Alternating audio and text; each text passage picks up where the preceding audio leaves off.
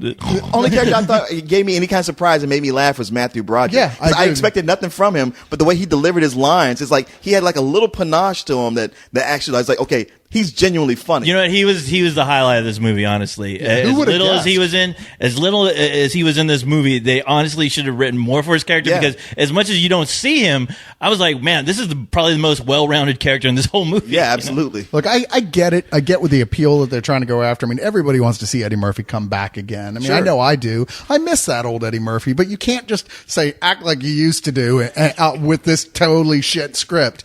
You need a good director and you need a good writer, which this had neither. Like I said, Matthew Broderick had some points where it was like, okay, well, he was the guy who was just so desperate and he had just lost all sense of anything, really.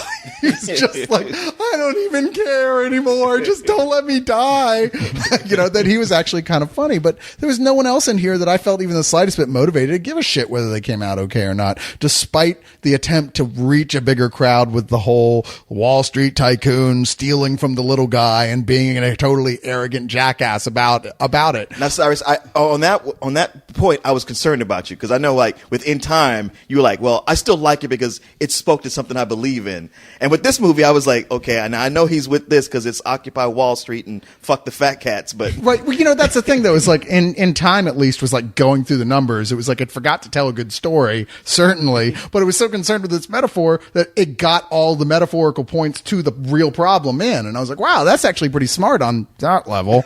But this was just like big stamp. Doesn't Wall Street suck? And that was about the end of it. And I'm like, I'm sorry, that's not it. Well, think about the audience it's really catering to. I mean, maybe I'm just part of that audience because I this is, and I can see where this is going to split people because I fall in the camp of I know how stupid this is. I mean, of course it's ridiculous. Anybody with fucking half a brain can like see how just totally dumb this heist is to pull off. It is not. I don't think they're really asking for people to care. This is where I finally understand what people saw in something like Ocean's 11. What Ocean's 11 is to the people who like that movie.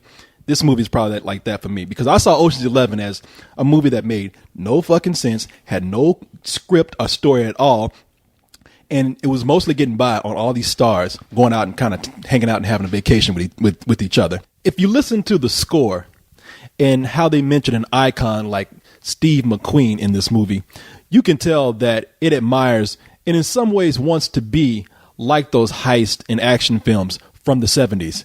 And you can even tell that with the humor that they have here, which reminds me of The Taking of the Pelham 1, 2, 3. Although Tower Heist is much more of a comedy and of much less quality than that movie. But I think that if you take everything aside, all the failures that this movie has, and there are many, you can just enjoy the characters because the actors are having fun playing these characters and mingling with each other. And I would look at people like Ben Stiller, who, when I see him in other movies, he really pours on that dry humor shtick that he has, the mugging that he does. It's toned down here, and he is working well with other people. And Eddie Murphy, I know that people have said that Eddie Murphy is bothering them here, and I can't blame anyone for that because Eddie Murphy, besides being under a ton of makeup like Professor Clump from The Nutty Professor or being an animated cartoon character, over the years, he's become a parody of himself. Even Eddie Murphy at his best is a parody of himself. And that's going to be hard for a lot of people to take, even when he's being funny. But for me, he did take me back to that Eddie Murphy that I remember from the 80s. And point being here is that he made me laugh. I can judge him all I want to being somewhat of a joke of himself, but he did genuinely make me laugh here. I was not, like I said, I didn't hate this movie. I was just waiting for them to do something that was different or interesting or fun. When they finally get to that big set piece, when that gets started, I'm like, okay, this is it. This is the thing the whole movie has been working towards. And you've got me. This is interesting. Let's see what happens. But it's like maybe 4 or 5 minutes into this sequence where they just, a third grader would have said, yeah, that's not possible. That would not have happened that way. The laws of physics just don't work that way.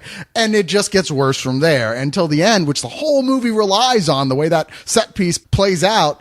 It's not possible. It's just like plain simple, not possible to have happened. Well, there's no, I can't even imagine a situation where it was possible. So I'm like, and the movie doesn't make any pretense about it. It's like, you forgot by now. Trying to figure this movie out like that. The commercials pretty much tell you, look, this is a fucking Eddie Murphy, just fucking, you can watch this with your fucking parents at home on Thanksgiving type of film that won't offend anybody. It's just there for the stupid, cheap laughs that you're going to get, that you're going to throw your money at, and you're going to sit in that fucking chair and you're going to laugh because you know what? You like Eddie Murphy. Yeah, but you like Ben Stiller. We don't care what you think. You like him. If I had gotten those laughs, then okay. But the thing is that I don't walk in a Walmart looking to buy a Victoria's Secret for my girl because I'm not stupid. I know they don't have that shit. At least I think they don't. So you're criticizing me because I'm not dumb. I'm not criticizing. I'm not even thinking about you right now, Cyrus.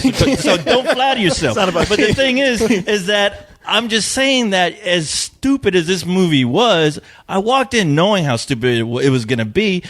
And you know what? I was able to actually have a good time with it. You know, I'm like, all right, you know, hopefully Eddie Murphy won't offend me to the point that I'm like, man, this is just another fucking notch down the fucking drain for Eddie Murphy. But you know, as stupid as he was acting, I did chuckle at some of his scenes. I did kind of like the chemistry as much as a backstory they didn't have. These guys are still making it work, which it was like the lowest common denominator of kind of fun entertainment, but that I actually dug. Yeah, the movie is not asking you to buy the heist. The movie's telling you that this is a silly film. We got these actors who are working, in my opinion, working well together, better than they should in a movie like this. And they're also asking you to come in as a collective audience and enjoy these actors in this silly heist that they're on. And I got wrapped up in it. And I especially got wrapped up with that audience that, you know, that we're so quick to criticize. I know we do all the time. I included. Mm-hmm. But this is one case where the talking in the theater, I didn't mind. The people like laughing at parts that I normally would roll my eyes at and be like, what are you people doing? I was right there with them. I was riding off of a vibe of a movie that works for an audience that is going in and asking for nothing but you to let us have fun, entertain us with these people, make us laugh. And I think on that level it worked. There are, like I said, there's tons of stupid things in this movie. I would even say a lot, yeah. Yeah, I would even say offensive. I mean, Brett Ratner never been one to be culturally sensitive whatsoever. I mean, especially with classic lines from the Rush Hour series, such as they scream to an Asian guy, "I've been looking for your sweet and sour chicken ass," you know, things like that. I mean, so.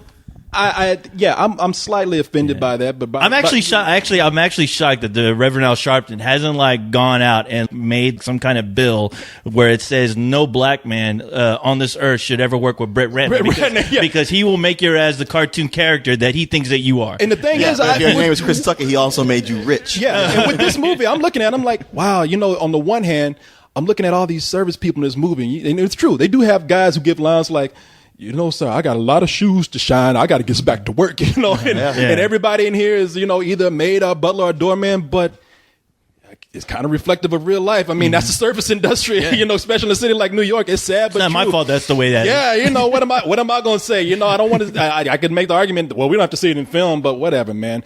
Listen, there is a huge stinking pile of stupid placed in front of this movie. And if you can't look past it or walk around it, I don't blame you. I can see that. There are certain parts of this movie that I absolutely hate myself. There's one scene where they knock someone out by pushing a cake cart into them. And when you see it, it's the dumbest thing in the world. But when I saw these characters coming together, I didn't think that would work. I said, this doesn't feel natural. These characters, these actors are too different. They're just throwing them together for a laugh. But by the time it was done, there was this strange chemistry that did work. And even this heist, as ridiculously dumb as it is, by the time we got to that climax, it was a little bit of a thrill ride. So I was right there, not in every part, but a lot of parts where I got wrapped up into it and enjoyed myself while watching it with that audience that was having fun too. So I'm going to give this a very low matinee. Wow. Well, I'm not going to pass off not doing my job on the, like, well, hey, they're all all these movies are here to entertain us, and let's just give them all. Well, don't say I'm not doing my job because I don't agree with you. I did my fucking job and told people I liked the movie. You I'm came down on a whole bunch of stuff, but you kept going. But I liked it. This was really bad, but I liked it. But the thing is, we're all guilty of liking bad things exactly for our own different reasons. No, I understand where he's coming from. I'm just saying that, you're not defending your statement at all with what you actually liked about it. My only problem is that you spent so much time talking about what the audience thought and how you vibe with the audience. I agree. And I'm like, well, what about you? No, the audience. Wow, did I not say I was there with the audience feeling the same thing they did? You did. Yeah, it's exactly. I mean, I was entertained by the same thing that they were entertained, and I thought the movie worked because of that. I think it's a crowd pleasing movie. Okay, well, it did please the crowd. That's for sure. Yeah, and I was part of that crowd. But did it please you, Leon? Because that's what people want to know right now. No, not in the least. And the thing is, okay, Eddie Murphy. Yeah, you're right. It's been still a tone down. He's playing a straight man, and Eddie Murphy is not the crazy Norbit Eddie Murphy. But even he's only half there. He's a ghost in the shell. And this movie,